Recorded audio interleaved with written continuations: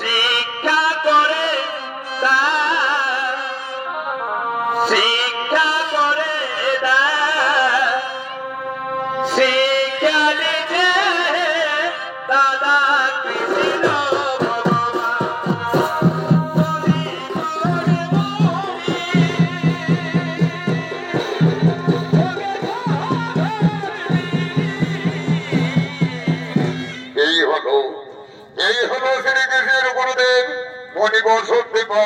ও গুরুমাতা মঠকে মনের আনন্দে দুই প্রতিপত্নী নিজ আশ্রমের দিকে আগমন করছে।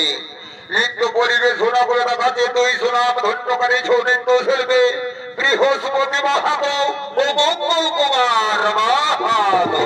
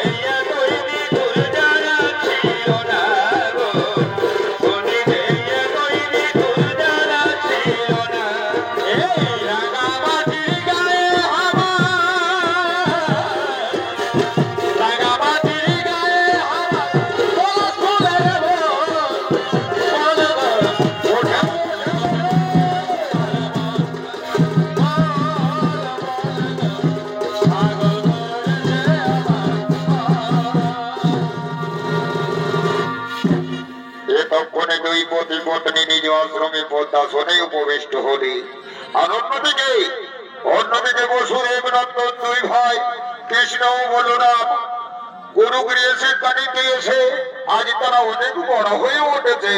তাই তো মনের আনন্দে নিজ গুরুদেবের আশ্রম প্রাঙ্গণে খেলা করছে।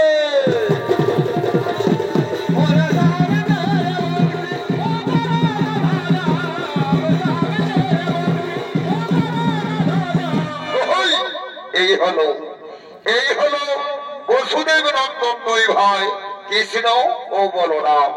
বাল্যকালে গুরুগৃহে শিক্ষা নিতে এসে দিনের পর দিন আজ তারা অনেক বড় হয়ে উঠেছে। তাই এতক্ষণে কৃষ্ণ ও বলরামের অভিনয় চরিত্র পরিবেশনা করে দেখাচ্ছে দুই সুনাম ধন্যকারী চরিত্র শিল্পী পার্থ সিং সর্দার ও মোহিত সিং সর্দার।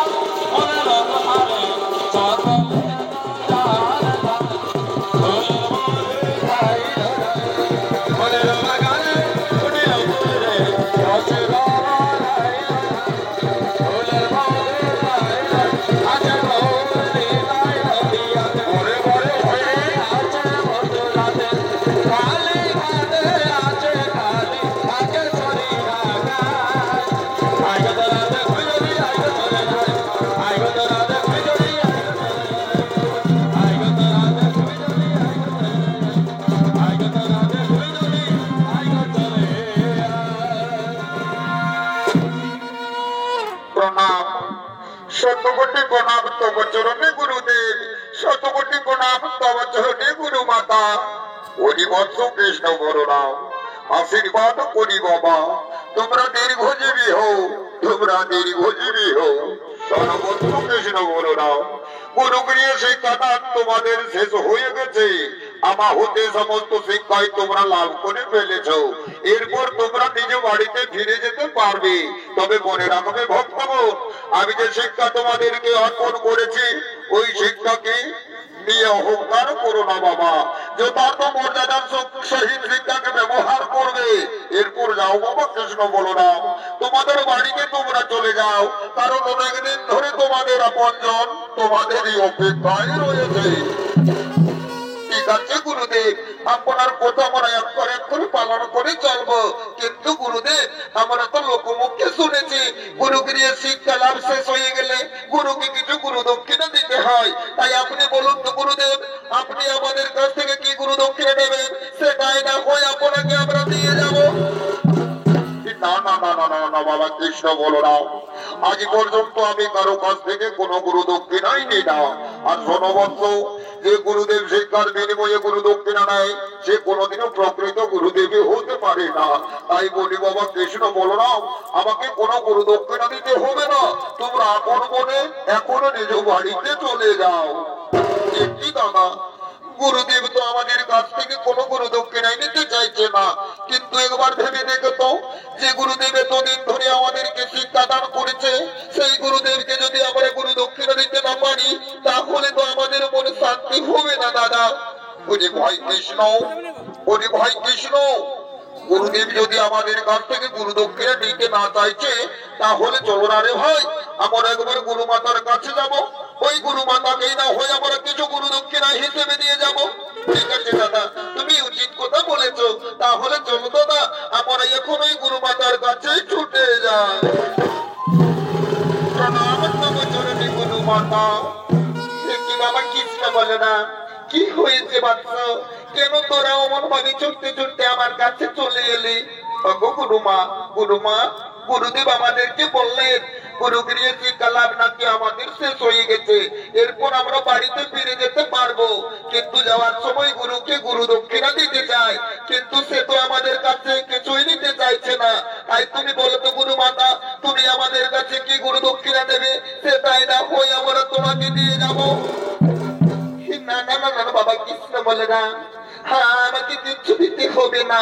আর কি বলবো বাবা, সে কথা কি তোরা দিতে পারবি? না না বাবা না, সে কথা আমি বলতে পারবো না, সে কথা আমি বলতে পারবো না। কি গুরু মাতা, তুমি অমন ভাবে বলছো কেন?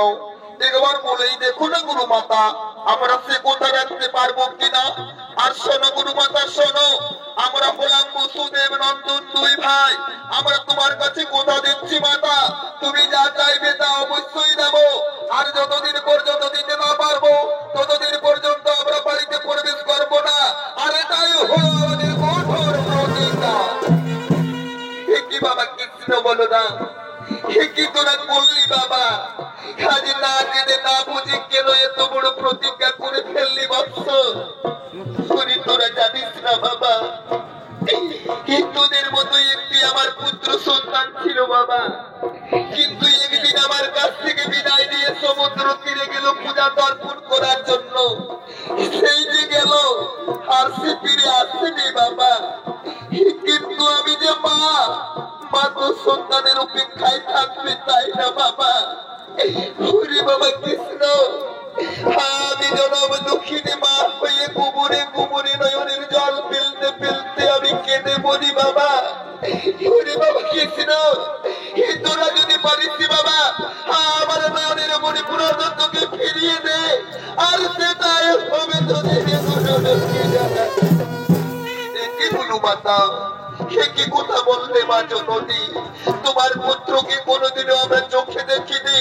সে কোথায় আছে, কেমন আছে, আবার কেমন করে ফিরিয়ে দেব মাতা?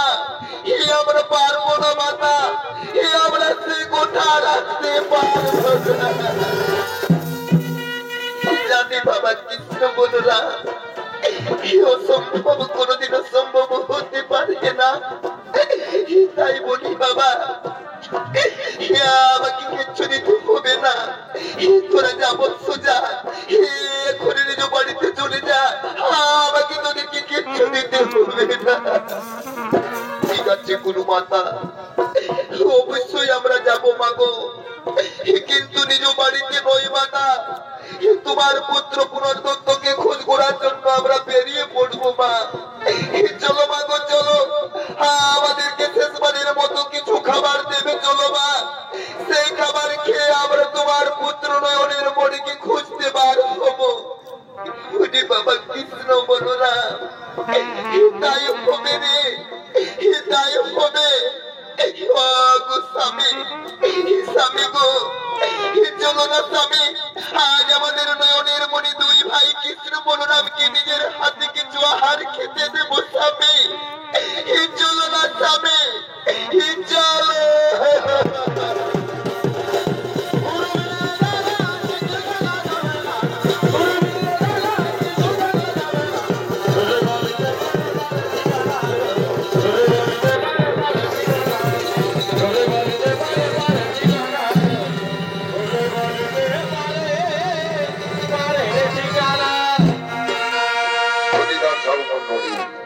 এতক্ষণে কৃষ্ণ বলরাম দুই ভাই গুরুগৃহ থেকে বিদায় নিয়ে গুরুপুত্র পুনর্দত্তকে খোঁজ করার জন্য ছুটে চলেছে। আর অন্যদিকে মায়াবীরা খোঁজ পঞ্চের জন্য সমুদ্র তলদেশে আগমন করছে।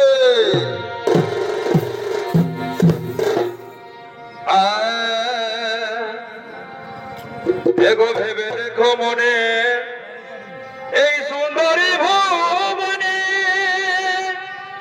আর ওই আপন আপন কলা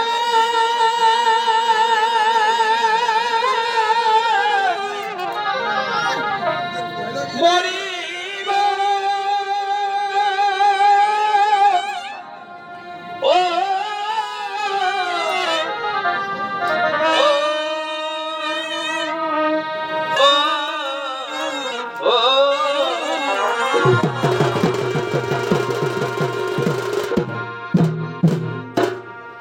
আজ চলে গেছে যারা, ফিরে আসিবে কি তারা? আজ চলে গেছে যারা, ফিরে আসিবে কি তারা? তবু আপন ভেবে শান্তি পা গোলা পচায় মানব দেহ, আমের আঠানো নাই নাম হে, গোলা পচায় মানব দেহ।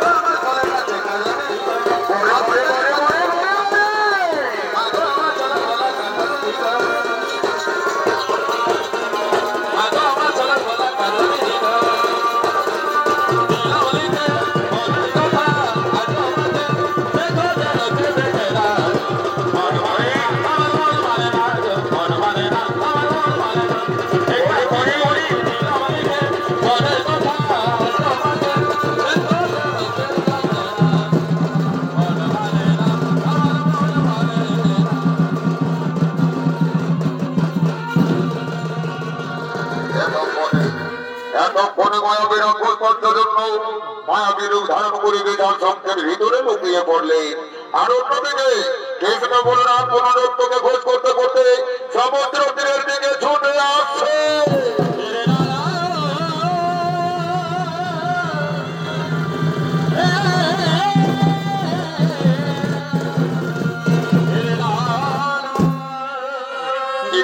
বলরাম আমরা ছুটতে ছুটতে সমুদ্র তীরে চলে এলাম, কিন্তু এখানে কেমন ভাবে পুনর্দত্তের সন্ধান পাবো দাদা? ওরে ভয় কৃষ্ণ, এখন সমুদ্র দেবতার প্রতি দুই ভাই কাতর কণ্ঠে মিনতি ভাবে শরণাপন্ন হব।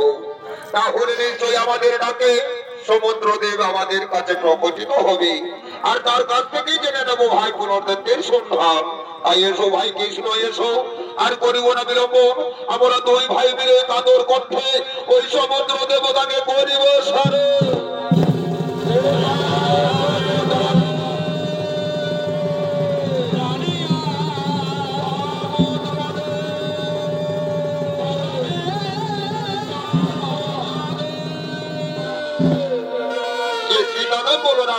আমরা অত করে সমুদ্র দেবতাকে ডাকলাম, কিন্তু আমাদের ডাকে সাড়া দিল না। তাহলে এখন কি হবে দাদা? ওরে ভাই কৃষ্ণ, ওই অহংকারী সমুদ্র আমাদের ডাকে সাড়া দেয়নি, তাই তার অহংকার মোচন করার জন্য তোমার হাতের অস্ত্র দিয়ে তীক্ষ্ণ বাণ মেরে বিশাল জলরাশিকে শুকিয়ে দাও। তাহলে অহংকারী সমুদ্র দেব আমাদের কাছে ছুটে আসবে। ঠিক আছে দাদা, ঠিক আছে, তোমার কথা মতো আমি তাই করব। এখন বাণ মেরে বিশাল জলরাশিকে শুকিয়ে দেবো। হ্যাঁ হ্যাঁ, এখন বাণ মেরে আমি বিশাল জলরাশিকে শুকিয়ে দেবো।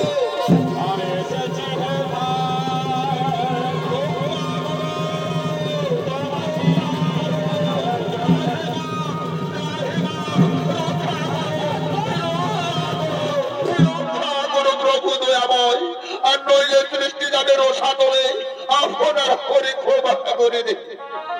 সমুদ্রদেব, আমি তোমাকে ক্ষমা করতে পারি, কিন্তু বলতো তুমি পুনর্দত্তকে কোথায় লুকিয়ে রেখেছো? তুমি তাড়াতাড়ি পুনর্দত্তকে আমাদের কাছে ফিরিয়ে দাও। না না না না না প্রভু, আমি তো তাকে লুকিয়ে রাখিনি, আমি তাকে কেমন করে ফিরিয়ে দেব প্রভু? সে কি বলছো সমুদ্রদেব? তুমি জানো না বহুদিন পূর্বে পূজা তর্পণ করার জন্য এই সমুদ্র তীরে এসেছিল, সে আর ফিরে যায়নি। তাই বলো তো তুমি তাকে মায়া বসে কোথায় লুকিয়ে রেখেছো? তুমি তাড়াতাড়ি তাকে আমাদের কাছে ফিরিয়ে দাও। না না না না না না প্রভু, আপনাদের কোথাও ভুল হচ্ছে প্রভু, আমি তাকে লুকিয়ে রাখিনি। তবে হ্যাঁ, আমার বিশাল জলরাশির তলদেশে এক মায়াবী রাক্ষস পঞ্চজন্য বসবাস করে। সে মাঝে মধ্যে মায়াবী রূপ ধারণ করে উঠে এসে পূজা তর্পণরত মুনি ঋষিদেরকে খেয়ে থাকে প্রভু। আমার মনে হয় ওই মায়াবী রাক্ষসই তাকে খেয়ে ফেলেছে। তাই আপনারা কৃপা করে একবার সমুদ্র তলদেশে যান, সেখানে গেলেই হয়তো মায়াবী রাক্ষসের সন্ধান পেতে পারে। ঠিক বলেছো সমুদ্রদেব, তুমি উচিত কথা বলেছো। আমরা এখন করতে করতে সমুদ্র তলদেশেই যাব। ও দাদা, দাদা চলো, আর বিলম্বন করবো না, আমরা এখন সমুদ্র তলদেশেই ছুটে যাই।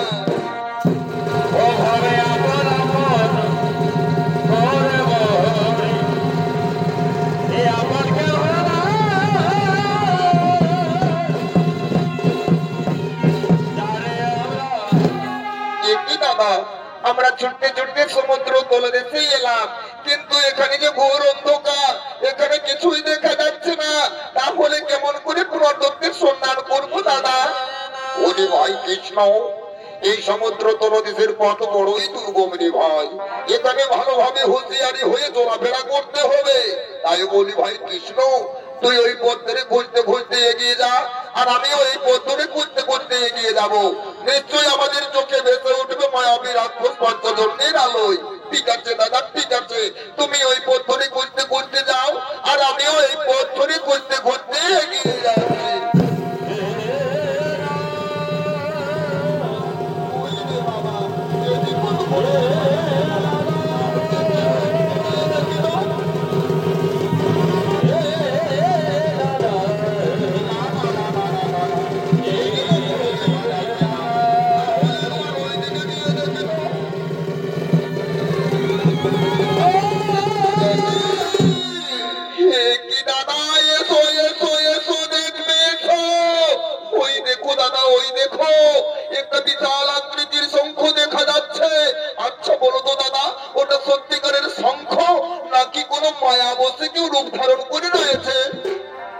বলেছিস ভাই কৃষ্ণ, আমি অনেক বড় বড় শঙ্খ দেখেছি, কিন্তু এত বড় আশ্চর্যজনক শঙ্খ কোনোদিনও দেখিনি।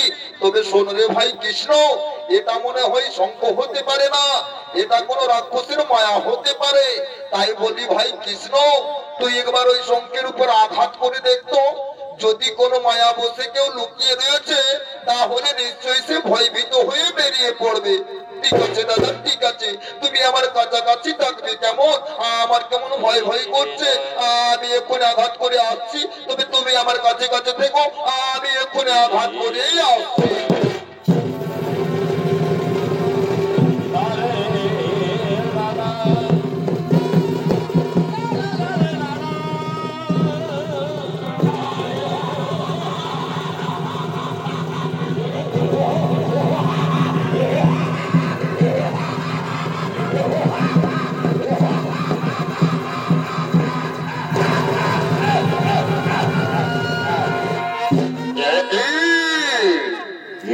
কেমন যেন মানুষের গন্ধ মাথার মধ্যে প্রবেশ করছে। ও দুই অপূর্ব বালক আমার চোখের সামনে এসেছে।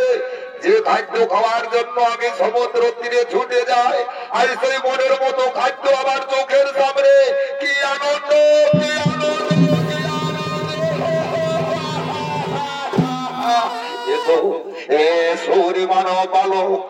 আমাকে ধরাবে আজ মনের আনন্দে তোদেরকে আমি খেয়ে ফেলবো, তোদেরকে খেয়ে গোদামি মাখন করবো। ধরাবে আমাকে ধরাবে, আমাকে ধরাবে।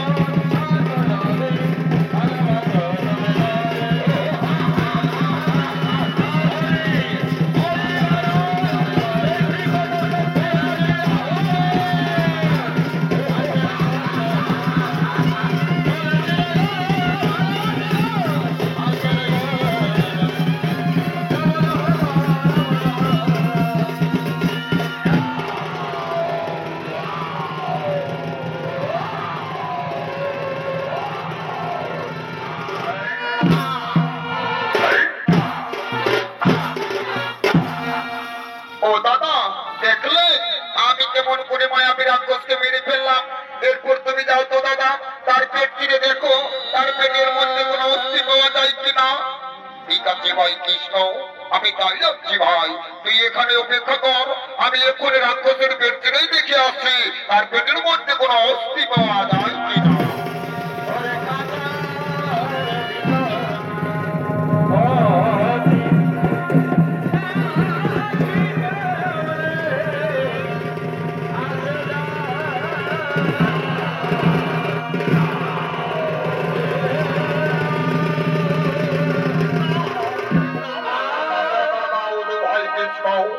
আমি রাক্ষসের পেট ছেড়ে তন্ন তন্ন করে দেখলাম, কিন্তু তার পেটের মধ্যে কোনো অস্থি পাওয়া গেল না রে ভাই। তাহলে নিরপরাধ রাক্ষসকে মেরে আমরা যে মহা ভুল করলাম রে ভাই কৃষ্ণ, আমরা যে মহা পাপ করলাম। না না দাদা, ওটা পাপ নয়, আমার হাতে তার মুক্তি লেখা ছিল। কিন্তু দাদা, আমরা এত চেষ্টা করে দেখলাম, কিন্তু কোনের দোষের সন্ধান পেলাম না। তাহলে এখন কি হবে দাদা? ওই ভাই কৃষ্ণ, মানুষ মারা গেলে তার শেষ স্থান হয়ে জমালয়ে যমরাজের কাছে। তাই চলো ভাই চলো, আমরা পুনর্দত্তকে খোঁজ করার জন্য দু ভাই এখন জমালয়ের পথেই ছুটে যাবো রে ভাই। আমরা এখন ওই জমালয়ের পথেই ছুটে যাবো।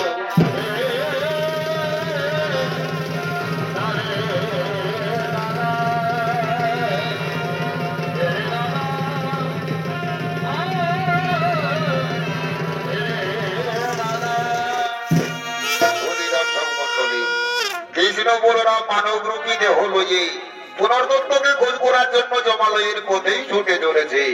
আর অন্যদিকে জমালয়ের যমরাজ তার মন্ত্রী সেনাপতিদেরকে লয়ে মনের আনন্দে নৃত্য করছে।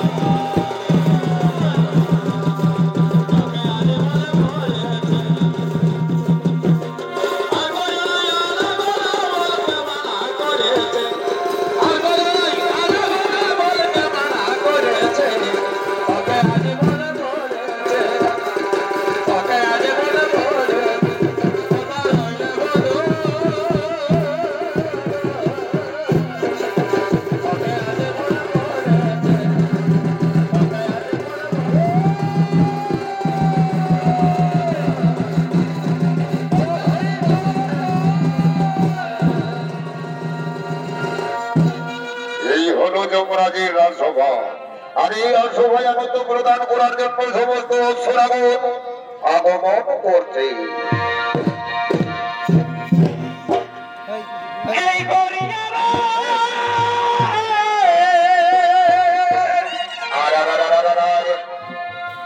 আর মুই কি দিলাম রে হামে এই কুমারা রহম আর মুই কি দিলাম রে হামে এই কুমারা রহম আর লিব মোটর গাড়ি আমি নইলিব বরাতি এই নইলিব মোটর গাড়ি আমি নইলিব বরাতি মই তোকে ভাগি যাব লেকে আধা রাতি মই তোকে ভাগ যাব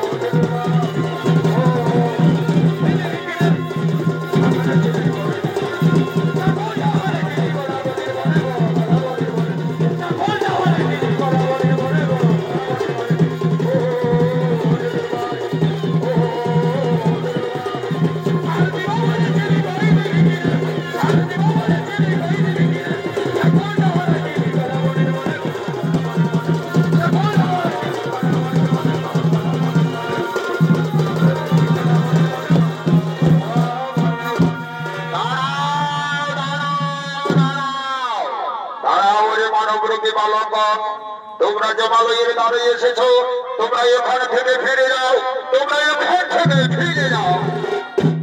না, আমরা কিছুতেই ফিরে যাব না। আমরা মর্তধাম থেকে এসেছি জমালয়ে যমরাজের সঙ্গে দর্শন করার জন্য। আমরা দেখা না করি কিছুতেই ফিরে যাব না। হরিবা সন্ন বালক, মানব রূপীতে হলো একে যদি যমরাজার সঙ্গে দর্শন হতে পারে না মূর্খ। তোমরা এখান থেকে ফিরে যাও, তোমরা এখান থেকে ফিরে যাও। না, বলছি তো আমরা ফিরে যাব না। আমরা যমরাজের সঙ্গে দর্শন করতে রাজত্বপুরে যাব। আমাদেরকে কেউ বাধা দিতে পারবে না। এই তো আমরা এখন রাজত্বপুরে যাব, মহারাজের সঙ্গে দর্শন করব। ওরে মূর্খ পাপিষ্ঠ বালক, এতই স্পর্ধা এতই শক্তি, আমাদের বাধা সত্ত্বেও রাজত্বপুরে প্রবেশ করতে চাইছো?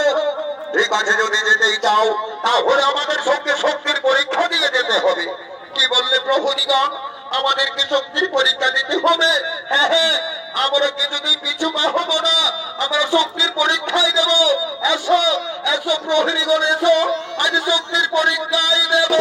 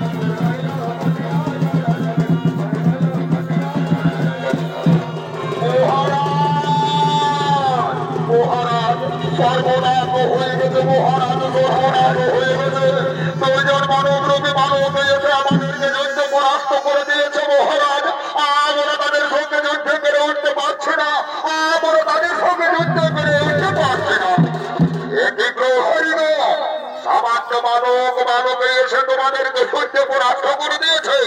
ওই জগতে দেখে দেখাও সেই বাসন্ত বালকদের। আসুন মহারাজ, আসুন, দেখবেন, আসুন। ওই দেখুন মহারাজ, ওই দেখুন, ওই যে ওই দুইজন বালক আমাদের সহ্য পরাস্ত।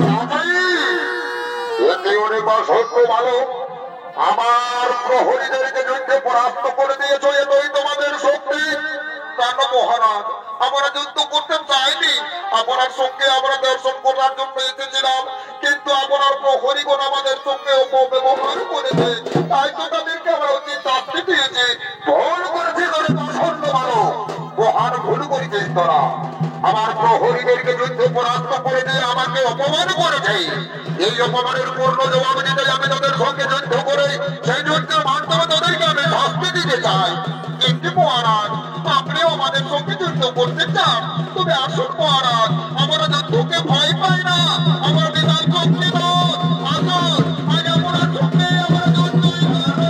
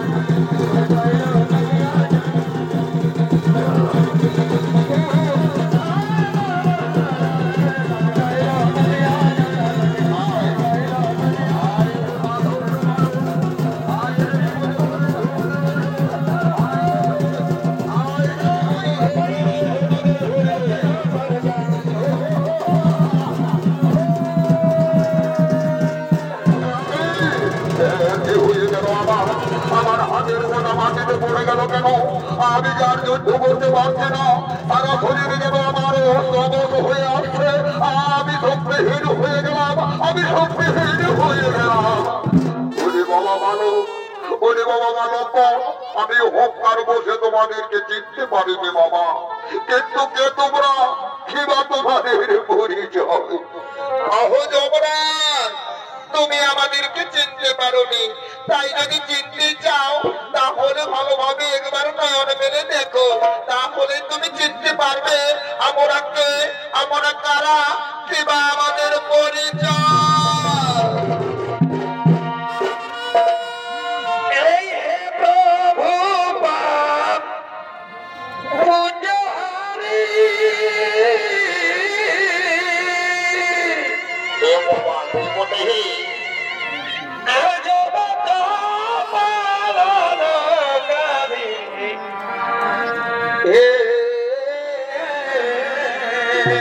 বসে বসে বসে বসে বসে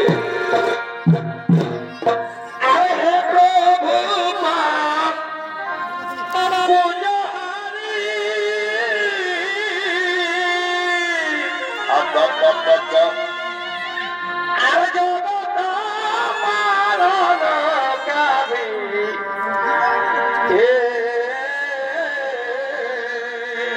বডি বডি বডি বডি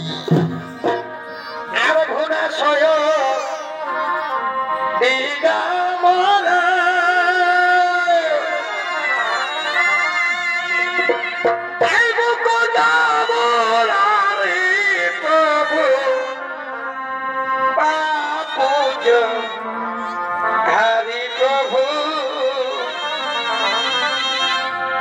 এই পাপ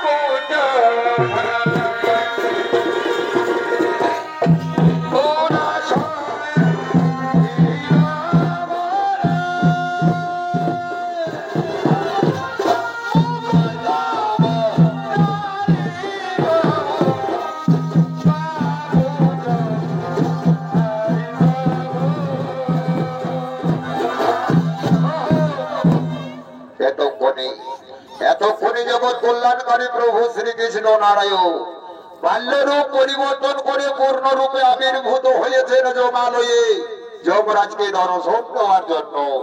আরে শ্রীকৃষ্ণ নারায়ণের অভিনয় ছনিত পরিবেশনা করে দেখাবেন সুনাম ধন্যকারী ছনিত শিল্পী ওস্তাদ বৃন্দাবন মাহাতো।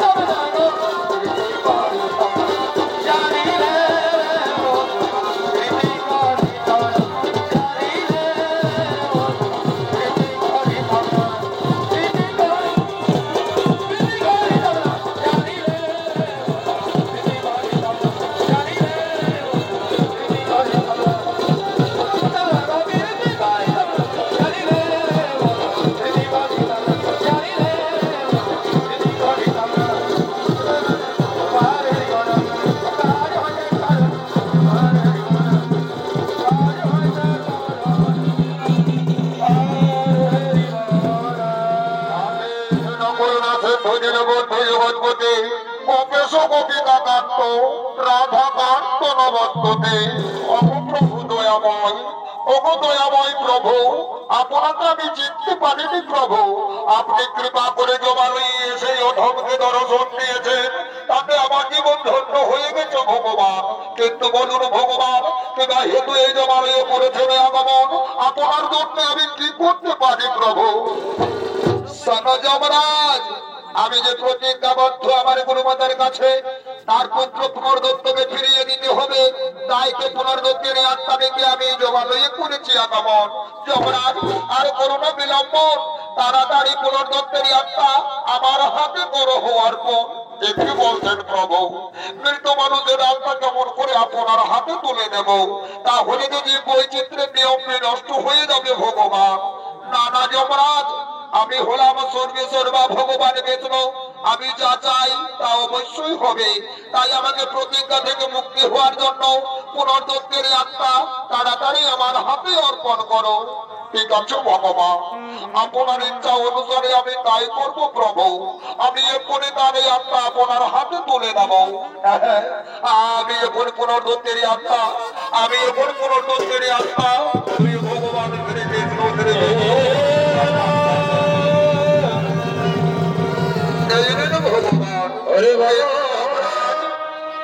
এই কর্মে তুমি আমাকে সহায়তা করেছো, তার জন্য তোমার ত্রিজগতে ধরাধমে জয় জয়কার হবে। এরপরে এই আত্মা দিয়ে আমি পুনরায় জীবন দান করবো, পুনর্দত্তকে করিব সিদ্ধে। আর তারপরে গুরুমাতার কাছে নিয়ে গিয়ে তাকে গুরু পিতা গুরুমাতার কাছে অর্পণ করে আমি চিরতরে প্রতিজ্ঞা থেকে হব মুক্ত। হ্যাঁ হ্যাঁ, আর করিব না বিলম্বন, আমি এখন পুনর্দত্তকে করিব সৃজন।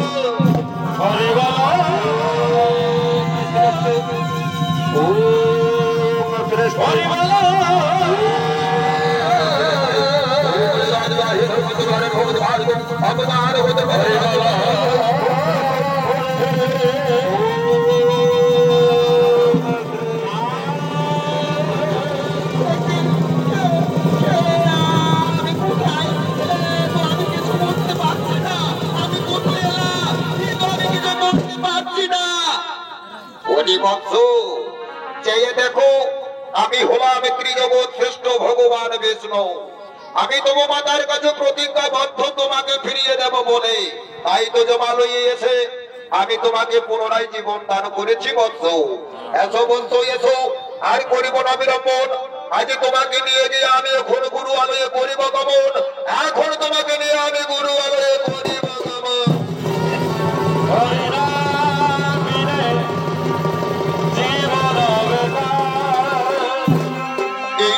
গুরুদেব, এই জন্য গুরু মাতা আমাদের আপনাদের নয়নের মণি পুনর্দত্তকে আজ গুরু দক্ষিণা রূপে আপনাদের হাতে তুলে দিলাম। এরপর আপনারা আশীর্বাদ করুন, আমরা যেন আমাদের পিতৃ আলয়ে যেতে পারি।